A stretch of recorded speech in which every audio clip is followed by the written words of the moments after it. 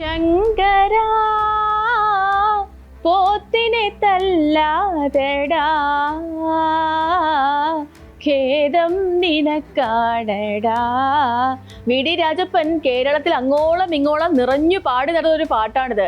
ശങ്കരാ നാദശരീരാ പരാ വേദവിഹാരാഹരാ ജീവേശ്വരാ. ഈ പാട്ടിന്റെ പാരഡി വേദൂരി സുന്ദര രാമമൂർത്തി എഴുതിയ കീർത്തനമാണിത്. ശങ്കരാഭരണം സിനിമയ്ക്കായി ഈണം പകർന്നത് KV മഹാദേവൻ. ആ കീർത്തനത്തെ ഏറ്റവും പരിഹാസ്യമാക്കുന്ന വരികളായിരുന്നു ശങ്കരാ പോത്തിനെ തല്ലാതടാ എന്നുള്ളത്.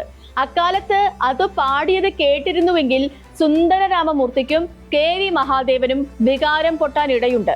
മറ്റാരുടെയും വികാരത്തെ അത് അന്നൊന്നും സ്പർശിച്ചില്ല. അതിനുള്ള കാരണം അന്നത്തെ തലമുറയ്ക്ക് കലയെക്കുറിച്ചും കലയുടെ അനുകരണങ്ങളെക്കുറിച്ചും വളരെ വ്യക്തമായ ധാരണയുണ്ടായിരുന്നു എന്നതുകൊണ്ടാണ്. കാലിത്തൊഴുത്തിൽ പിറന്നവനെ എന്ന വരികൾക്കു ശേഷം ഇഷ്ടാനുസരണം വാക്കുകൾ കയറ്റി അനേകം പാരഡികൾ നമ്മുടെ കേരളത്തിൽ ഉണ്ടായിട്ടുണ്ട്. ഏകനെ യ അല്ലാഹ് എന്ന മുസ്ലിം ഭക്തിഗാനത്തിന്റെ ഈണത്തിൽ ഉണ്ടായതാണ് സ്വാമിയെ അയ്യപ്പോ എന്ന ഗാനമെന്ന് ഈ അടുത്ത ദിവസങ്ങളിൽ നമ്മളൊക്കെ അറിഞ്ഞതുമാണ്. 1000 കാതം അകലെയാണെങ്കിലും മായാതെ മക്ക മനസ്സിൽ നിൽപ്പു എന്ന ഗാനത്തിന് എത്ര പാരഡികൾ ഉണ്ടായിരിക്കുന്നു.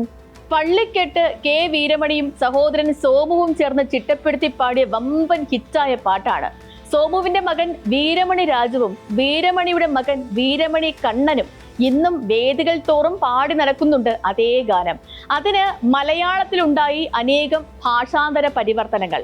രാഗങ്ങളും ഭാഷയും അറിയാവുന്നവർ മാത്രമല്ല ഈ ഗാനങ്ങൾ പാടുക, ഓരോരുത്തരും അവരവരുടെ വഴക്കത്തിന് പാടിക്കൊണ്ടിരിക്കും. എല്ലാവരുടെയും വായടപ്പിക്കാൻ കേസ് കൊണ്ട് കഴിയുന്നില്ല എന്ന് ഒടുവിൽ വ്യക്തമായിട്ടുമുണ്ട്. കേസിൽ നിന്നും പിന്മാറാനുള്ള ആ തീരുമാനത്തെ സന്ദർഭോചിതം എന്നല്ലാതെ മറ്റൊന്നും പറയാനുമില്ല. സ്പോട്ട്ലൈറ്റ് ആരംഭിക്കുന്നു. പാരഡി പാടുന്നവരുടെ വാ പൊത്താൻ കഴിയുമോ? പാരഡി പാട്ടിലൂടെ പരിഹസിക്കാൻ ശ്രമിച്ചാൽ 4 പാരഡി പാട്ട് തിരികെ പാടുക, ഇതാണ് നമ്മുടെ നാട്ടു നടപ്പ്. അതിന് പകരം ഈ കേസും കൂട്ടവും ഒക്കെ വേണമോ എന്ന് തീരുമാനിക്കേണ്ടത് അതിന് പുറകെ നടക്കുന്നവർക്കാണ്. ഇപ്പോ പിന്മാറേണ്ടിയും വന്നിരിക്കുന്നു. പാരഡി ഗാനങ്ങൾക്കെതിരെ വേണമെങ്കിൽ കോപ്പിറൈറ്റ് ലംഘനത്തിന് ഒരു കേസ് കൊടുക്കാം. അത് കൊടുക്കേണ്ടത് വീരമണി കണ്ണനും വീരമണി രാജുവും പോലുമല്ല, അതിനും മുൻപുള്ള ഏകനേയ അല്ലാഹ് ഗാനത്തിന്റെ അവകാശികൾ നൽകേണ്ടി വരും. കോപ്പിറൈറ്റ് ലംഘനം എന്ന പേരിൽ കേരളത്തിലെ ഗാനമേള ട്രൂപ്പുകളെ ആകെ കഷ്ടത്തിലാക്കിയ അനേകം കേസുകളുണ്ട്. ഏതു സ്റ്റേജിൽ പാടിയാലും കേസ് കൊടുക്കുന്നവരുണ്ട്. അത്തരം കേസുകൾ നടത്തിയവരിൽ യേശുദാസും ഇളയരാജയും വരെയുണ്ട്. നമ്മളൊക്കെ ഏറ്റവും ആരാധനയോടെ കണ്ടിരുന്നവർ അവരുടെ പാട്ടുകൾ അനുവാദമില്ലാതെ ഉപയോഗിക്കുന്നതിനെതിരെയാണ് കേസ് നടത്തിയിട്ടുള്ളത്. ഗാനത്തെ സ്വന്തം വരുമാന വർധനയ്ക്കുള്ള വാണിജ്യ ഉൽപ്പന്നമായി കാണുമ്പോഴാണ് പകർപ്പവകാശ ലംഘനമൊക്കെ വരുന്നത്. എന്നാൽ ഇവിടെ അങ്ങനത്തെ ഒരു പ്രശ്നമേ ഇല്ല. സ്വാമിയെ അയ്യപ്പോ എന്ന ഗാനത്തിന് പോറ്റിയെ കേറ്റിയെ എന്ന പാരഡി ഉണ്ടായതാണ് ഇവിടുത്തെ പ്രശ്നം. സ്വർണം കട്ടവരാരപ്പ സഖാക്കളാണ് നയ്യപ്പ എന്ന് പാടുന്നതാണ് പ്രശ്നം. A. പത്മകുമാർ എന്ന CPIM മുൻ ജില്ലാ സെക്രട്ടറി അംഗം അറസ്റ്റിലായ കേസിൽ കോൺഗ്രസുകാർ അങ്ങനെ പാടിയെന്നിരിക്കും എന്ന് വെച്ച് അറസ്റ്റിലായവർ മുഴുവൻ സഖാക്കളാകണമെന്ന് അർത്ഥമില്ല. 2G കേസിൽ DMK നേതാവ് രാജയായിരുന്നു പ്രതിയെങ്കിലും അത് രാജ്യത്തെ മുഴുവൻ കോൺഗ്രസുകാർക്കെതിരെയും ആയുധമാക്കിയ രാഷ്ട്രീയ ചരിത്രമാണ് ഇവിടെയുള്ളത്. അതൊക്കെ രാഷ്ട്രീയ വിശദീകരണ യോഗങ്ങൾ നടത്തി അങ്ങനെയല്ല എന്ന് സ്ഥാപിക്കാം എന്നല്ലാതെ പറയുന്നവരുടെ വായ് മൂടിക്കെട്ടാൻ കഴിയുമോ? നേരെ വാ നേരെ പോ എന്ന നിലയും നിലപാടും ഒന്നും ഉള്ളതല്ല നമ്മുടെ രാഷ്ട്രീയം. അങ്ങനെയാണെങ്കിൽ മാത്രമാണ് ഈ പൊളിറ്റിക്കൽ കറക്റ്റ്നെസ് ഒക്കെ ബാധകമായിട്ട് വരിക. അങ്ങനെയുള്ള സന്ദർഭങ്ങളിൽ സ്വർണം കട്ടവൻ ആരപ്പ എന്ന് ചോദിച്ചാൽ ഒരു സഖാവും ഉണ്ടപ്പ എന്ന് പറയാം. സഖാക്കളാണെന്ന ഒരു ജനറലൈസേഷൻ ഒഴിവാക്കാം. അപ്പോഴും അത് പൊളിറ്റിക്കലി കറക്റ്റ് ആവില്ല. അതെന്തുകൊണ്ടെന്ന് ചോദിച്ചാൽ ഇപ്പോ A. പത്മകുമാർ കുറ്റാരോപിതൻ മാത്രമാണ്. കുറ്റാരോപിതരെ ആരപ്പ ഒരു സഖാവും ഉണ്ടപ്പ എന്ന് അങ്ങനെയാണെങ്കിൽ പാടേണ്ടി വരും. നമ്മുടെ രാഷ്ട്രീയത്തിൽ കുറ്റാരോപിതരെ എല്ലാം പ്രതിയാക്കി തന്നെ പറഞ്ഞാണ് ശീലം. ഇത്തരമൊരു പ്രചാരണ ഗാനത്തെ തട്ടുപൊളിപ്പൻ എന്ന ഗണത്തിൽ മാത്രമേ ഉൾപ്പെടുത്തേണ്ടതുള്ളൂ. വായയ്ക്ക് തോന്നുന്നത് കോൺഗ്രസുകാർക്ക് മാത്രമല്ല കമ്മ്യൂണിസ്റ്റുകാർക്കും പാടാം. അതൊക്കെ വലിയ രാഷ്ട്രീയ ചർച്ചകളൊക്കെ നടത്തി ശരിയും തെറ്റും നോക്കേണ്ട കാര്യമൊന്നുമില്ല. സ്വർണ്ണപ്പാളി കേസ് എന്താണെന്ന് പോലും ഇപ്പോഴും വലിയൊരു വിഭാഗം ജനങ്ങൾക്ക് നേരായ അർത്ഥത്തിൽ മനസ്സിലായിട്ടില്ല. ശരിക്കും സ്വർണം മോഷ്ടിച്ചവരുണ്ടോ? മോഷ്ടിച്ചു വിറ്റത് ആർക്കാണ്? കാണാതായ സ്വർണം എവിടെ പോയി എന്നിങ്ങനെ അനേകം ചോദ്യങ്ങൾക്ക് പൊതുജന സമക്ഷം ഉത്തരം വരാനിരിക്കുന്നതേയുള്ളൂ. മൂവാറ്റുപുഴ ലോക്സഭാ മണ്ഡലത്തിൽ മതത്തെ കൂട്ടുപിടിച്ച് വോട്ട് ചോദിച്ചതിന് PC തോമസ് അയോഗ്യനായതുപോലെയുള്ള ഒരു സംഭവമല്ല ഇത്.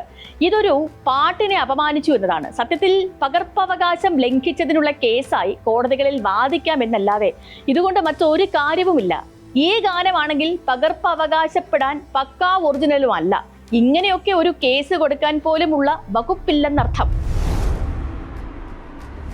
പണ്ടൊക്കെ ഓരോ രാഷ്ട്രീയ പാർട്ടിക്കും സന്ധ്യായോഗങ്ങളിൽ പ്രസംഗിക്കാൻ പ്രത്യേക നേതാക്കൾ ഉണ്ടായിരുന്നു. അവരുടെയൊക്കെ നാവിൽ നിന്ന് വരുന്ന അശ്ലീലങ്ങൾ കേട്ടപ്പിന് ഒരാഴ്ചത്തേക്ക് ഭക്ഷണം കഴിക്കാൻ പോലും ആകുമായിരുന്നില്ല.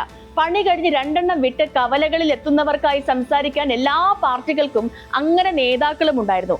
അവർക്കെതിരെയൊന്നും ആരും കേസ് നടത്താനും പോകാറില്ല. PC ജോർജിനെതിരെ പോലും കേസ് വന്നത് ഈ സമീപ വർഷങ്ങളിലല്ലേ. 4-5 പതിറ്റാണ്ടായി PC ജോർജ് രാഷ്ട്രീയ എതിരാളികളെ കുറിച്ച് പറഞ്ഞു നടന്നിരുന്നത് ഇതൊക്കെ തന്നെയായിരുന്നു. മതത്തെ പിടിച്ച് കാശാക്കാൻ തുടങ്ങിയതോടെ ജോർജിനെതിരെ നടപടി ഉണ്ടായി. ആ ജോർജ് ഒടുവിൽ മതവാദ പാർട്ടിയിൽ തന്നെ എത്തുകയും ചെയ്തു. PC ജോർജ് ഉമ്മൻചാണ്ടിയെ കുറിച്ചും KM മാണിയെക്കുറിച്ചും പിണറായി വിജയനെ കുറിച്ചും ഒക്കെ പ്രസംഗിച്ചിട്ടുള്ളതിന്റെ കണക്കെടുക്കാൻ പോയാൽ കേരള പോലീസിന് അടുത്ത 10 വർഷത്തേക്ക് വേറെ ഒരു കേസും നോക്കി നടത്താൻ സമയം കിട്ടാതെ വരും. കേരളത്തിൽ ഉണ്ടായിട്ടുള്ള രാഷ്ട്രീയ പാരഡി ഗാനങ്ങൾക്കെതിരെ കേസെടുക്കാൻ പോയാലും സ്ഥിതി ഇതുതന്നെയാണല്ലോ. ജനപ്രിയമായ എല്ലാ ഭക്തിഗാനങ്ങളും സിനിമാ ഗാനങ്ങളും പാരഡികളായി മാറിയിട്ടുണ്ട്. അതൊക്കെ അതിൻ്റെ ഒരു സ്പിരിറ്റിൽ എടുക്കാവുകയാണ് ഇതുവരെ എല്ലാവരും ചെയ്തു പോന്നിരുന്ന ഒരു രീതി. അതിൽ നിന്നൊരു മാറ്റമുണ്ടാക്കാൻ ശ്രമം നടന്നാൽ നമ്മുടെ രാഷ്ട്രീയം മൊത്തം പൊളിച്ചു പണിയേണ്ടി തന്നെ വരും. സ്വർണം കട്ടവർ ആരപ്പ പാട്ടിനെതിരെയുള്ള നീക്കങ്ങൾക്ക് മറുപടി പറയേണ്ടത് അത് എഴുതിയ ആളല്ല, കോൺഗ്രസ് ആണ്. പാട്ട് എഴുതിയവർക്ക് പിന്തുണ നൽകുമെന്ന് പറഞ്ഞതുകൊണ്ട് കാര്യമില്ല.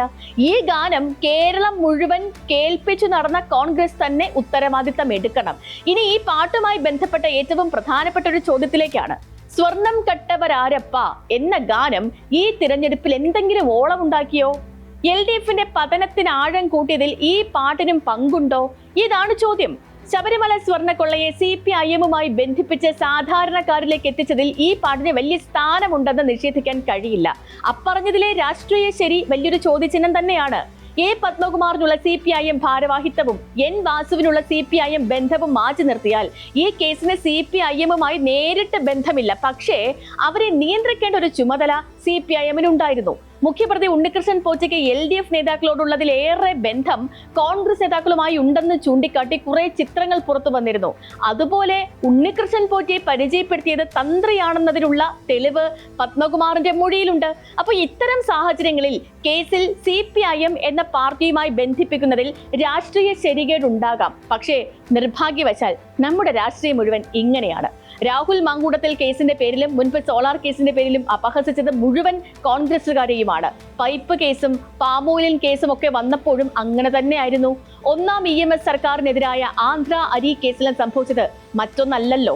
എല്ലാവരും നേർവഴിക്ക് നടക്കാൻ തീരുമാനിച്ചാൽ മാത്രമേ രാഷ്ട്രീയ ശരികൾ ഉണ്ടായി വരികയുള്ളൂ. അതുവരെ പാടുന്ന പാട്ടുകൾക്ക് മറുപാട്ടുകൾ ഉണ്ടാക്കുക എന്നതു തന്നെയാണ് കൊണ്ടു നടക്കാൻ പറ്റുന്ന ഒരു രാഷ്ട്രീയ ശീലം. സ്പോട്ട്ലൈറ്റിന്റെ മറ്റൊരു വിഷയമായി നാളെ വീണ്ടും ഇതേ സമയം